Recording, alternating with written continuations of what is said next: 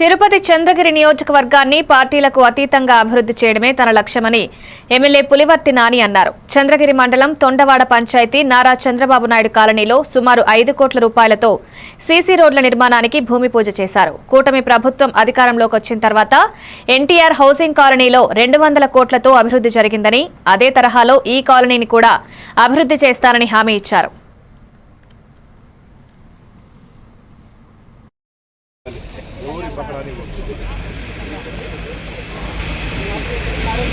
చెప్పాను కదా, అది అయితే ఇది కంప్లీట్ అయిపోతుంది.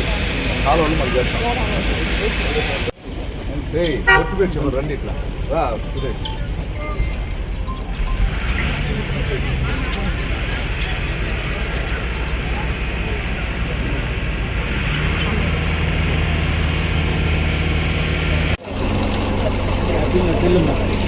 అదే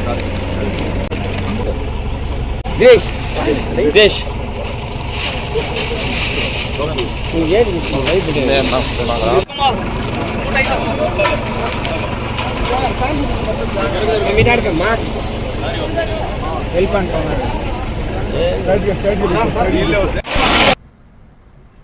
తిరుపతి